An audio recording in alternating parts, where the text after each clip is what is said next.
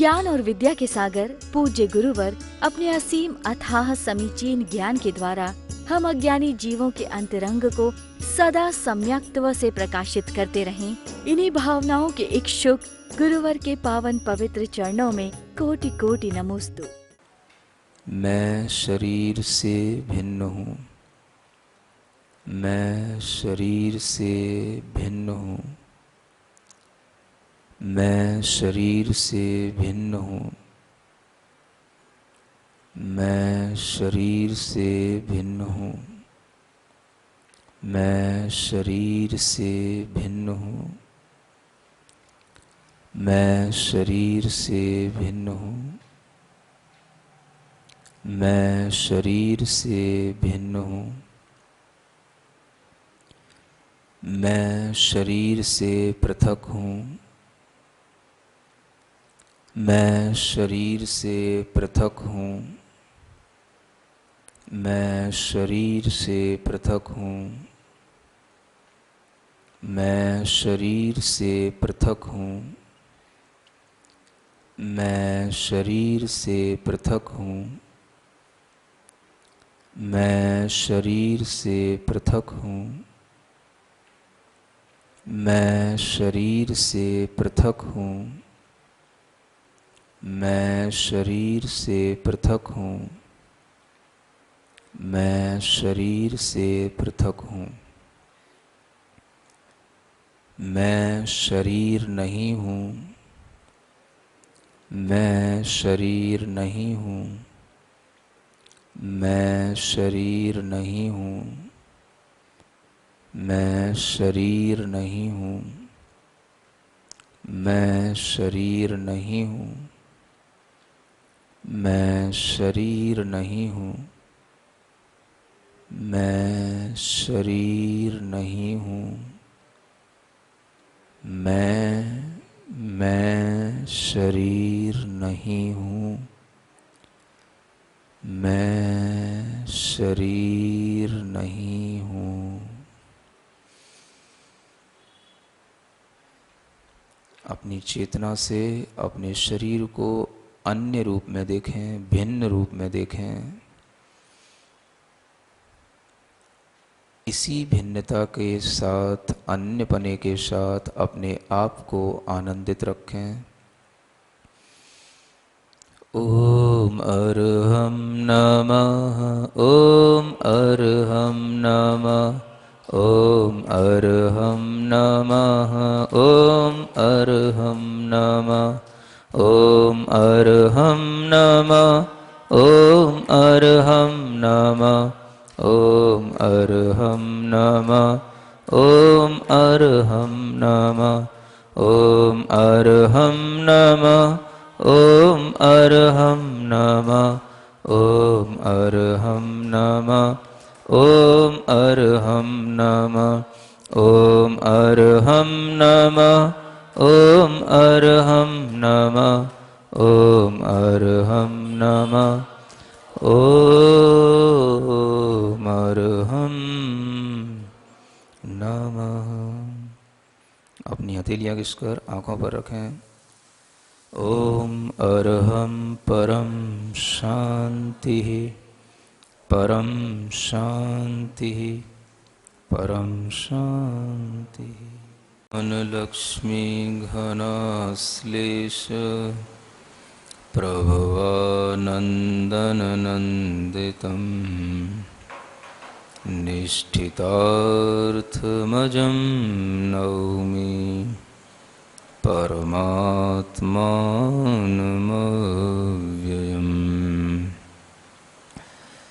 आचार्य शिवचंद्र देव विरचित ज्ञानार्णव ग्रंथराज में 12 भावनाओं का प्रकरण चल रहा है।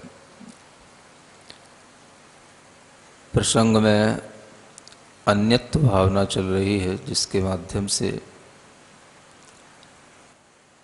आत्मा और आत्मा से पृथकभूत जितने भी पदार्थ हैं उनमें अन्यपने का, भिन्नपने का बोध कराया जा रहा है।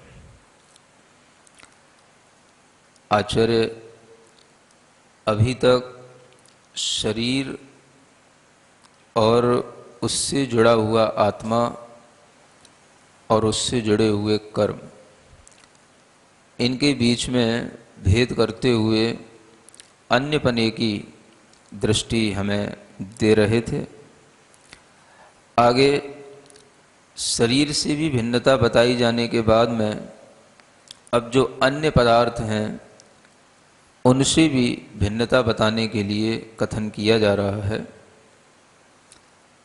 अन्यत्वम एव देहेन स्यादृशम यत्र देहिन तत्रैक्यम बंधुभिः सार्धम बहिरंगहि कुतो भवेत्। कहते हैं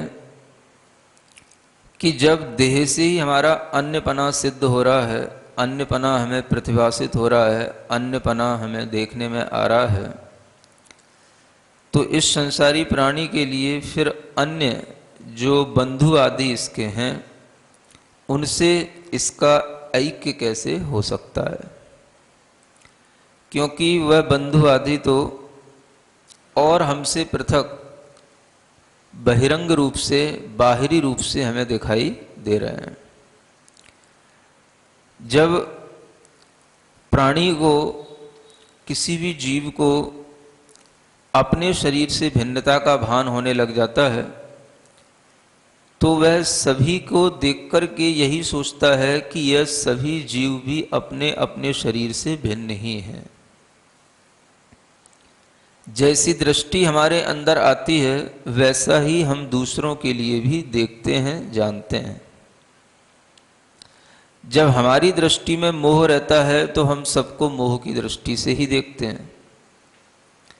जब हम अपने शरीर को एकमेक होकर के देखते हैं तो हम यही देखते हैं कि सभी जैसा हम देख रहे हैं वैसा सब देख रहे हैं।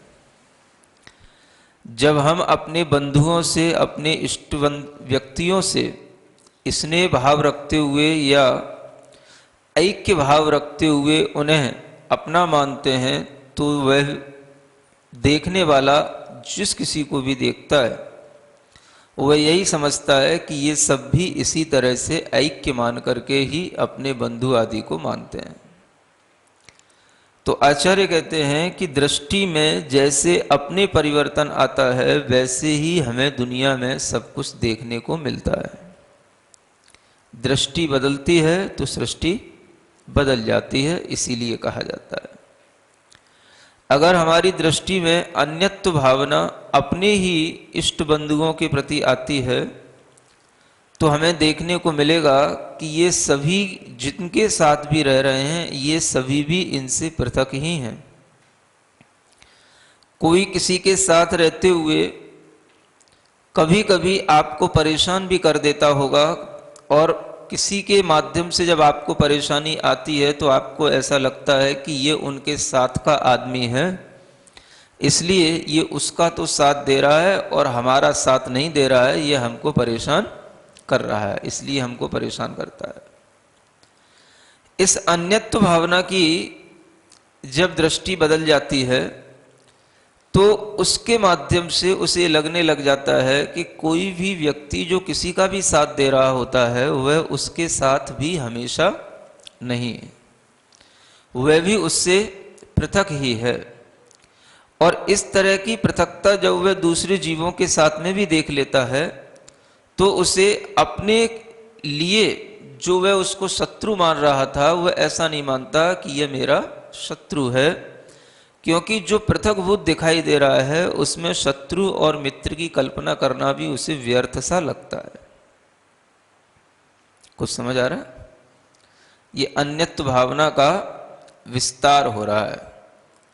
अभी तक आपको अन्यत्व भावना अपने आत्मा में जुड़े कर्मों से और अपने उन कर्मों से जुड़े शरीर के साथ बताई जा रही थी। आज आपको ये बताया जा रहा है कि ये सब हमें प्रकट में बिल्कुल पृथक पृथक ही दिखाई दे रहे हैं। जो भी हमारे संबंधी हैं या कोई भी अन्य जो पदार्थ हैं जिनके साथ हम रह रहे हैं वे सब भी हमसे भिन्न ही हैं।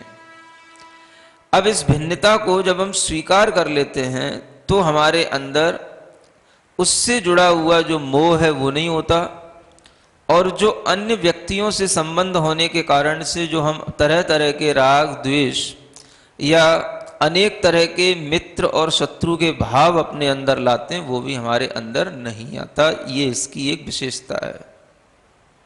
आप विचार करें कि जब कभी कोई आपका मित्र होता है तो आपको ऐसा लगता है कि यह मेरा मित्र है तो मित्र ही रहेगा, लेकिन कोई भी व्यक्ति आपसे गारंटी नहीं देता कि मैं आपका मित्र कब तक रहूंगा।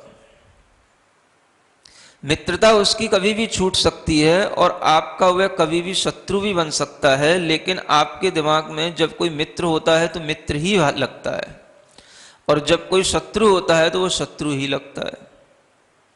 कभी कभी कोई अपने लिए अहित करने वाला भी होता है तो बाद में वह भी अपना हितैषी हो जाता है। ये भी देखने को आता है और आपको भी महसूस होता होगा। पहले जो आपके लिए बुरा सोचता था वो हो सकता है वो आपके लिए अच्छा सोचने लग जाए। आचार्य कहते हैं कि इस विषय में कोई भी हम निर्णय कभी भी दूसरे जीवों के साथ इसलिए नहीं ले सकते क्योंकि दूसरे जीवों की परिणतियां हमारे ऊपर निर्भर नहीं है, वो उनके कर्मों के ऊपर निर्भर हैं। और जो भी दूसरे जीव अपने साथ में व्यवहार करते हैं वो अपने ही कर्मों के फल से हमारे साथ में व्यवहार करते हैं। उसके कारण से हमारे भी कर्मों के फल उसी तरह के हमें देखने को मिलने लग जाते हैं कि हमारे फल अच्छे हैं या बुरे हैं। तो किसी भी व्यक्ति को जो हमसे अन्य है, हमसे भिन्न है, उसमें शत्रु मित्र की कल्पना भी धीरे धीरे छूटती जाती है जब हम केवल अन्यत्व की कल्पना करें। केवल अन्यपना देखो, जब वो हमसे भिन्न है तो वह कभी हमारे लिए थोड़ी देर के लिए मित्र हो सकता है, थोड़ी देर के लिए, फिर बाद में हमारे लिए शत्रु भी हो सकता है। भिन्नत्व की कल्पना होगी तो हमारे अंदर उस शत्रु मित्रता में भी राग और द्वेष नहीं होगा। धीरे धीरे उस भिन्नत्व के भाव के कारण से समत्व का भाव भी आने लग जाता है। कौन सा भाव? समत्व का मतलब समपने का भाव। अन्यत्व जितना होगा, जितना हमारे अंदर किसी से पृथकपना होगा, उतना ही हम उसको समभाव से देखने लग जाते हैं। अगर आप किसी भी व्यक्ति को राग भाव से देखते हैं तो समझना कि आपके अंदर अभी समत्व नहीं आया। आप किसी को द्वेष से देखते हैं तो भी समझना अभी आपके अंदर समत्व नहीं आया। समत्व जब आ जाता है तो आपको सबके प्रति एक ही भाव रहता है, और वो एक भाव अगर उसमें कोई भी विशेष जुड़ गया, कोई रिश्ते जुड़ गए, कोई संबंध विशेष जुड़ गया, कोई उम्र विशेष जुड़ गई, तो नहीं बनेगा। समभाव अगर बनेगा तो केवल तभी बनेगा आप उसे अपने से पृथक जानो बस। अब जब वो पृथक है तो पृथक है। अब वो पृथक में चाहे वो हमारे लिए किसी भी उम्र का हो, चाहे वो हमारा परिवार का हो, किसी दूसरे परिवार का हो, कोई भी हो, चाहे वो हमारे लिए अनुकूल हो या प्रतिकूल हो, आप उससे केवल पृथकपने की भावना करो। ये मुझसे अलग ही है, मुझसे अन्य है। इसका जो कुछ भी बिहेवियर है, जो कुछ भी इसकी एक्टिविटी है, ये हमारे लिए हमेशा ऐसी रहने वाली नहीं है। ये हमेशा अपने मन में उसके प्रति एक अन्यत्व की भावना से उसके बारे में विचार करो। जब आप अनुकूल के प्रति भी इस तरह से विचार कर लोगे तो प्रतिकूल के प्रति भी कर पाओगे। क्या सुन रहे हो? अनुकूल के प्रति अन्यत्व का विचार करने पर ही प्रतिकूल के प्रति आप अन्यपने का विचार कर पाओगे। और जब अनुकूल के प्रति आपके अंदर अन्यपने का विचार आएगा तभी आप प्रतिकूल के प्रति समपने का भाव रख पाओगे। कुछ समझ आ रहा है? गलती कहां होती है? हम अनुकूल में इतने कूल हो जाते हैं, कूल हो जाते हैं कि हम भूल जाते हैं कि ये अनुकूल भी हमारे लिए कभी प्रतिकूल हो सकता है। और जब प्रतिकूल होता है तो उस समय पर हमें ऐसा लगता है जैसे मेरी दुनिया ही बदल गई। जब अपने ही दोस्त, अपने ही मित्र, जब अपने ही निकट के लोग अपने से दुश्मनी करने लग जाएं या बैर बांधने लग जाएं या अपने लिए प्रतिकूल होने लग जाएं, तो फिर आदमी को लगता है कि दुनिया में मेरा कुछ भी नहीं है, मैं अब कहीं का नहीं रहा, शायद मुझसे गिरा इंसान कोई नहीं होगा, कि मुझे कोई एक दो व्यक्ति तो चाहते थे वो भी मुझसे छूट गए। ये हीनता के भाव भी आ जाएंगे उसके। बाकी तो सब दुनिया में कोई चाहता ही नहीं था, एक दो लोग, दो चार लोग ही चाहते थे, और वो भी जो है अब धीरे धीरे हमसे दूर हो गए, प्रतिकूल हो गए, बिगड़ गए, न जाने क्या हो गया। अब वो व्यक्ति अपने बारे में विचार करेगा कि मुझसे बेकार दुनिया में कोई भी इंसान नहीं है, मैं किसी के काम का नहीं हूं, न जाने क्यों लोग मुझे पसंद नहीं करते हैं, मैं किसी के लिए कुछ नहीं कर पाता, या कुछ करता भी हूं तो भी लोग मुझे उसका उतना कोई भी उसका लाभ नहीं देते हैं। ऐसा विचार करके जब व्यक्ति अपने हीनत्व भाव में आ जाता है तो वह समत्व से बहुत दूर रह जाता है। समभाव में हीनता भी नहीं आती, दीनता भी नहीं आती, और समभाव की आराधना अगर होगी तो ये अन्यत्वपने के माध्यम से ही होगी। कोई आपका बंधु आपके साथ है, रह रहा है, रहे, लेकिन आप उसकी अनुकूलता में इतने ज्यादा अभ्यस्त ना हो जाएं कि कभी भी अगर वो थोड़ा सा प्रतिकूल पड़े तो आपको लगे कि हमारी दुनिया पूरी बिगड़ गई। समझ में आ रहा है? हाँ, ऐसा हो नहीं पाता। समझ में आ रहा है? हम जिनके प्रति अनुकूल होते हैं उनसे हमेशा यही भाव रखते हैं कि ये हमारे लिए भी हमेशा अनुकूल बने रहें, ये जैसा हम व्यवहार कर रहे हैं इनके प्रति, ये भी हमारे प्रति वैसा ही व्यवहार करते रहें। लेकिन किसी का व्यवहार हमारे नियंत्रण में नहीं होता, हमें यह सच भी ध्यान में रखना चाहिए। है तब तक है, उसमें भी हमारे अच्छे कर्मों का जब तक उदय है तब तक है। कर्म के उदय जैसे ही विपरीत हो जाते हैं, शत्रु भी मित्र बन जाते हैं और मित्र भी शत्रु बन जाते हैं। ये कहा गया है, कम्म विवाग बसादो ऐसो परिणाम सद्भावो, सत्तु भी होदि मित्तो, मित्तो भी जाय दे तहा सत्तु, कम्म विवाग बसादो ऐसो परिणाम सद्भावो। ये कार्तिक अनुप्रेक्षा एक ग्रंथ है 12 भावनाओं का, उसमें ये गाथा आती है। समझ आ रहा है? शत्रु भी मित्र हो जाता है और मित्र भी शत्रु हो जाता है। ये कर्मों के फल का ये परिणाम जानना चाहिए। तो कर्मों का फल हम अगर देखने के अभ्यासी हो जाएंगे तो अन्यत्व भावना दूसरों के लिए भी शत्रु या मित्र के रूप में देखने में हमारी बड़ी सहयोगी बन जाएगी। तो अभी तक जो आपको अभ्यास कराया गया है वो किसका कराया गया? कर्मों के फल से अपने आप को, कर्मों से अपने आप को भिन्न जानो। जब भिन्न जानने लग जाओगे, ये अभ्यास हो जाएगा, तो अपने आप आपको बाहरी जो भी पदार्थ हैं उनसे आपके अंदर कोई भी तरह का वह एक भाव नहीं आएगा जो भाव आपको उससे एकत्व के साथ में जोड़ पाए। इस तरह से जो व्यक्ति अपनी सुरक्षा खुद बना करके रखता है वही व्यक्ति संसार में आज ढंग से जी सकता है। अब आप कहो महाराज, अगर हम ऐसे अन्यपना देखेंगे सब में और भिन्नपना सब में देखेंगे और हमारे घर में 10-20 लोग रह रहे हैं और सबको अगर हम भिन्न भिन्न जानेंगे तो फिर हमारा एक दूसरे से बंधुत्व कैसे बनेगा, अनुराग कैसे बनेगा, एक दूसरे के प्रति प्रेम कैसे बनेगा? समझ आ रहा है? हाँ, ये आपकी सोच हो सकती है, ये प्रश्न भी हो सकता है। फिर एक दूसरे के साथ रहने में फिर क्या मतलब रहेगा, और जब एक दूसरे के साथ में प्रेम नहीं होगा तो फिर रहने का भी क्या मतलब होगा, है ना? ये आपका प्रश्न हो सकता है। लेकिन आप ये भी जाने कि आपका यह प्रश्न भी आपके मोह के कारण से हो रहा है। वस्तुतः अगर आप अन्यत्व भावना के साथ में रहेंगे, आपका प्रेम भी बना रहेगा और अन्यत्व भावना भी बनी रहेगी। अभी दोनों चीजें नहीं है। अभी क्या है?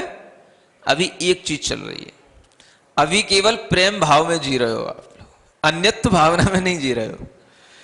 अन्यत्व भावना के साथ प्रेम कैसा होता है ये तो आपको महसूस हुआ ही कब है, जो आप ऐसा प्रश्न कर रहे हो। समझ आ रहा है ना? ये प्रश्न तो तब वाजिब होता है जब आपने अन्यत्व भावना को अच्छे ढंग से भाकर के भी और उन बंधुओं के साथ रहकर के भी अनुभव कर लिया होता, तब बताते कि आपको अन्यत्व भावना के साथ भी प्रेम भाव आता है कि नहीं आता है।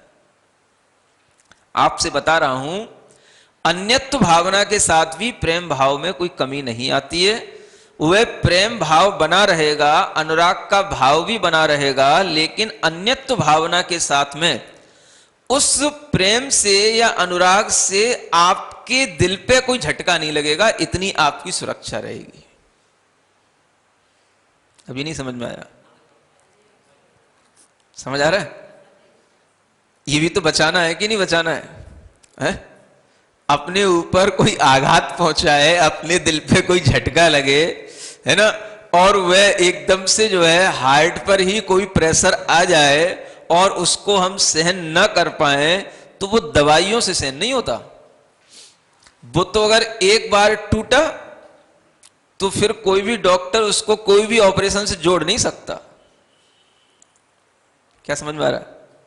हार्ट के ऑपरेशन दिल टूटने वालों के होते हैं क्या? कोई भी डॉक्टर हार्ट की सर्जरी करता है तो क्या किसी का जब हृदय टूट जाता है तो उसको जोड़ पाता है क्या? वो तो उसको दिखता ही नहीं है कहां टूटा है, कहां क्या हुआ है। उस डॉक्टर के पास जाओगे तो वो कहेगा तुम्हारा हृदय तो बिल्कुल ठीक है, हार्ट बीटिंग सही चल रही है, किसी भी तरीके की कोई जो है ब्लॉकेज नहीं है, कुछ भी नहीं है, सब ठीक है। क्यों बेवजह तुम डॉक्टर के हमारे पास आए और क्यों बेवजह परेशान हो रहे हैं? उसे पता ही नहीं कि इसको क्या हो रहा है। समझ आ रहा है? तो जहां वो टूट रहा है वो डॉक्टर को नहीं दिखाई देगा।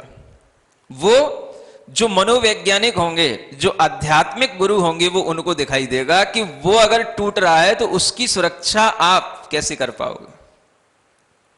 समझ आ रहा है? तो आपको अपने हृदय की सुरक्षा पहले भीतर से करना है, बाहर से बाद में होती है। क्या सुन रहे हो? हृदय की सुरक्षा पहले भीतर से होती है। भीतर से आप अगर मजबूत हो तो बाहर से भी मजबूत रहोगे, और भीतर से अगर आपका हृदय कहीं से टूटने लग जाता है तो उसी के परिणाम हमें बाहरी हृदय पर दिखाई पड़ते हैं। समझ आ रहा है? तब वो हमारे लिए किसी ना किसी रूप में डॉक्टर के सलाह के माध्यम से फिर हमें कुछ ना कुछ उसमें जोड़ तोड़, है ना, छल्ला डालो या उसकी और कोई एंजियोग्राफी करवाओ, ये सब जो चीजें होती हैं ये बाद में होती हैं। अपना दिल मजबूत रखना सीखो पहले। समझ में आ रहा है? और दिल मजबूत कब होता है? जब हम अन्यत्व भावना भाएंगे तो आपका दिल मजबूत रहेगा। ये आप प्रैक्टिकल करने की कोशिश करो, है ना। आप डरते हो प्रैक्टिकल करने से, और हमेशा आपके मन में क्या रहता है? जो हमारे घर के लोग हैं, जो हमारे पुत्र पुत्रियां हैं, हमें उनकी चिंता में भीतर ही भीतर हमारा दिल कमजोर हो जाता है। ये पता नहीं पड़ता। पता तो तब पड़ता है जब वो कमजोर होकर के वो कहीं बाहर हमारे लिए दिखाई पड़ता है, और जब हमारी हृदय गति में कोई अंतर आ जाता है तब दिखाई पड़ता है, तब हम डॉक्टर के पास जाते हैं। लेकिन भीतर ही भीतर वो चीज शुरू हो जाती है। कहां से शुरू होती है? उनकी चिंताओं से शुरू होती है। हम उनकी चिंताएं कर रहे हैं। बेटे बड़े हो गए हैं, जॉब नहीं लग रही तो उनकी चिंताएं करते हैं। बेटी बड़ी हो गई, उसकी शादी नहीं हो रही तो उसकी चिंता में पड़े रहते हैं, जैसे कि हमारी चिंता करने से ही वो सब कुछ सही हो जाएगा। आप उसके जॉब की चिंता कर रहे हो, उसे जॉब करनी नहीं है। समझ आ रहा है? उसे दिख रहा है कि हमारे घर में जब अच्छा व्यापार है तो हम किसी की नौकरी करने क्यों जाएं, और आप उसकी जॉब की चिंता में पड़े हो। आपने पूछ तो लेते हो उससे कभी कि तुझे करना क्या है? समझ आ रहा है? जिस बेटी की चिंता में आप पड़े हो उसके दिमाग में कोई और घूम रहा है। नहीं समझ आ रहा है? और आप उसकी चिंता में पड़े हो। और जब जब आप उससे पूछते हो, मना कर देती, नहीं आपको मेरी चिंता करने की जरूरत नहीं है, मुझे कोई दूसरा पसंद ही नहीं है। समझ आ रहा है? तो माता पिता आजकल बेवजह परेशान हो रहे हैं। हर बच्चा अपनी चिंता खुद कर रहा है, हर बेटा बेटी को अपना भविष्य खुद दिख रहा है और खुद कर रहे हैं सब। वो आपकी कितनी मान पा रहे हैं, वो आपके अनुसार कितना चल रहे हैं, आप सिर्फ इतना ही देखो। अगर आप उनकी चिंता में पड़े पड़े भीतर ही भीतर अपने हृदय को कमजोर बना रहे हो, तो इसका मतलब है अन्यत्व भावना के माध्यम से आपके अंदर अभी वह बलजोरी जो आनी चाहिए वो नहीं आ रही। समझ में आ रहा है? जब हमारे कर्मों का फल हमको मिल रहा है तो उनके अपने कर्म हैं, उन कर्मों के फल से उनके लिए अच्छा या बुरा जैसा भी होगा वैसा ही होगा। कितनी बार देखने में आता है, माता पिता अपनी बेटी की शादी एक अच्छी जगह पर करा देते हैं, 2 महीने भी बेटी नहीं रह पाती है ढंग से और उसे वापस आना पड़ता है घर पर। समझ आ रहा है? खूब अच्छा घर देखा था, सबका स्वभाव जानते थे, सब रिश्तेदारों ने कहा था हाँ बेटा लड़का अच्छा है, इसी से करा दो, शादी करा दो, करा दी। और 2 महीने में सबके तेवर बदल जाते हैं, सबके, लड़के से लेकर के सास ससुर सबके तेवर बदल जाते हैं। समझ आ रहा है? बेटी इतनी परेशान हो जाती है कि 2 महीने बाद उसे घर छोड़ के आना पड़ता है। हम कितना कर सकते हैं किसके लिए? अगर उसके कर्म में किसी भी तरह से इसी प्रकार का अगर दुख झेलना लिखा हुआ है, तो आपके अच्छे करने पर भी उसके साथ में वही होगा जो उसके कर्म के फल से होना है। ये हम भूल जाते हैं। हो सकता है कि वह आपके कहीं चिंता नहीं करने पर ज्यादा अच्छा हो जाता, जो आपने कहीं जबरदस्ती करके चिंता करके आपने उसके साथ में जो व्यवहार या जो अच्छा करने के लिए भी किया वो उसके लिए अच्छा नहीं हुआ। हो सकता है कि वही चीज एक समय निकल जाने के बाद में उसके लिए कुछ और अच्छी होती। कुछ कहा नहीं जा सकता। हम किसी की चिंता से अच्छा कर लें, ये हमें भी सोचना छोड़ देना चाहिए या कम कर देना चाहिए। छोड़ तो एकदम नहीं सकते हो, कम कर देना चाहिए। जब आप किसी की चिंता में पड़ रहे हो तो थोड़ा थोड़ा बीच में ब्रेक लेना चाहिए और इस बात को मन में धारण करना चाहिए, अरे कितनी चिंता करें किसी की, उसके भी तो अपने कर्म हैं, उसके भी तो अपने कर्मों का फल है, उसका भी अपना स्वभाव है, उसका भी अपना पुण्य है, वो जिस तरह से होगा वैसा ही होगा। हम तो केवल उसके बारे में इतना है कि बस सोच ही सकते हैं। तो सोचना तक तो ठीक है, लेकिन चिंता करना सोचना नहीं है। चिंता करना तो शोक में पड़ना है। क्या समझ में आ रहा है? सोचना तो केवल विचार करना है और चिंता करना सोचना नहीं है, वो शोकना है। शोक, सोच में और शोक में अंतर होता है। चिंता करते करते हम शोक का कुल हो जाते हैं, माने एकदम से भीतर से दुख में पड़ जाते हैं बस। और जहां हम दुख में पड़ने लग गए किसी भी चीज की चिंता में, तो समझना कि ये हमारे लिए अब ठीक नहीं हो रहा है। जिस तरह से हमारे अंदर वह सोच आ रही है, वह तरीका हमें पता होना चाहिए, और जैसे ही वो तरीका हमारे लिए चिंता का कारण बन जाए, हमें तुरंत विचार कर लेना चाहिए कि अब इस सोच से हमें ऊपर उबरना है। जैसा होगा हो जाएगा। सब बेटा बेटी समझदार होते हैं, सबके अपने अपने पुण्य पाप होते हैं। उनकी चिंता में रो धो करके हमें अपना हृदय खराब करना या अपने हार्ट को जो है बिल्कुल डाउन करना या फेल करना, ये हमारे लिए अपने लिए अच्छा नहीं है। ये भाव कैसे आएगा? अन्यत्व भावना की जब तक प्रैक्टिस नहीं करोगे तब तक नहीं आएगा। समझ आ रहा है? इसको आज बड़े बड़े जो मेडिटेशन कराने वाले लोग हैं, मोटिवेशन कराने वाले लोग हैं, इसको बोलते हैं आज लॉ ऑफ डिटैचमेंट। क्या बोलते हैं इसको? हाँ, डिटैचमेंट की भी आपको प्रैक्टिस करना सीखना चाहिए। अटैचमेंट की तो प्रैक्टिस हमें बिना किए ही हो जाती है। डिटैचमेंट की प्रैक्टिस हम करते कब हैं? समझ आ रहा है? तो ये डिटैचमेंट भी हमें सीखना है। जिससे अटैचमेंट हो रहा है उसी से डिटैचमेंट का भाव भी रखो, अन्यत्वपने का भाव रखो। ये आपके लिए सुरक्षा कवच है। जिनके साथ में आपके लिए अभी अनुकूलताएं हैं वो कभी भी प्रतिकूल हो सकते हैं, जिनके साथ में आपकी प्रतिकूलताएं हैं वो कभी आपके लिए अनुकूल भी हो सकते हैं। ये भाव आपके अंदर तभी आएगा जब आप हर किसी से थोड़ा सा डिटैच होकर के रहेंगे। सुन रहे हो नहीं पाता, प्रैक्टिस करो। आज जितने भी हार्ट पेशेंट मिल रहे हैं, कोई बीमारियां बाहर तो बाद में आती हैं, पहले भीतर आती हैं। और सब बीमारियों का भीतरी कारण क्या है? आपके पास में किसी चीज की कोई कमी नहीं है, अच्छा सब कुछ है, लेकिन आपके अंदर जो चिंताएं हैं वो चिंताएं आपके इस अन्यत्व भावना की कमी के कारण से हैं। पृथकपने की भावना हमारी चिंताओं को कम करती है।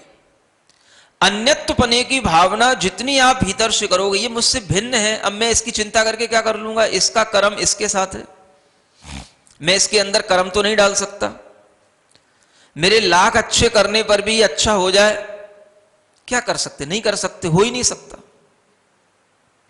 समझ आ रहा है? जब द्वारिका जली थी, द्वारिका सुना है ना आपने? हाँ, आजकल तो हर नगर में, हर सिटी में एक एक द्वारिका नाम की कॉलोनी बनने लगी है ना? जहां देखो वहीं द्वारिका होती है। दिल्ली में भी द्वारिका है, या मुजफ्फरनगर में भी द्वारिका कॉलोनी है, जहां देखो वहां द्वारिका है। समझ आ रहा है? क्या हुआ था द्वारिका में?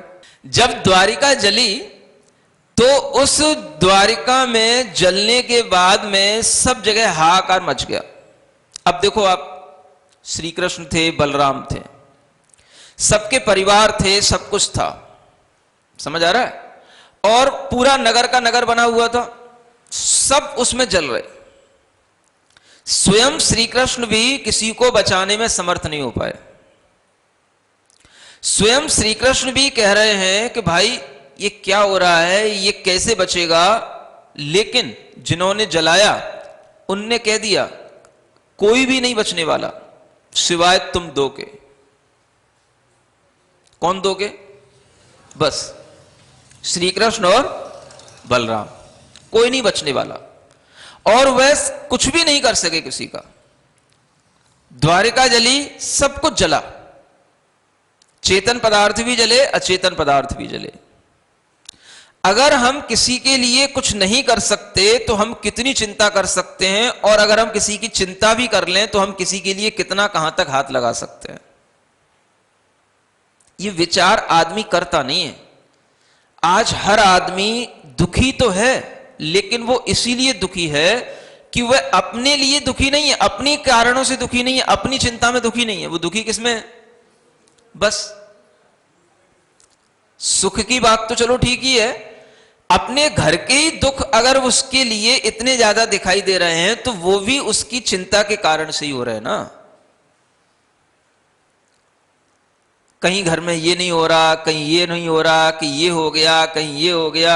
समझ आ रहा है? आजकल तो बीमारियों का ऐसा बिल्कुल माहौल बना हुआ है।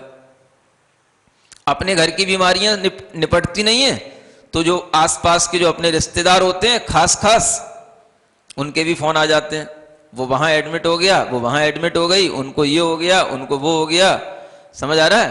पहले तो आदमी कम से कम, पहले चलो इतना ही होता था, जब कभी गिरता था, हाथ पैर ही टूटते थे तो सोच लेते थे भैया 6 महीने तक लेटा रहेगा, ठीक हो जाएगा, 3 महीने में ठीक हो जाएगा, प्लास्टर चढ़ गया, है ना।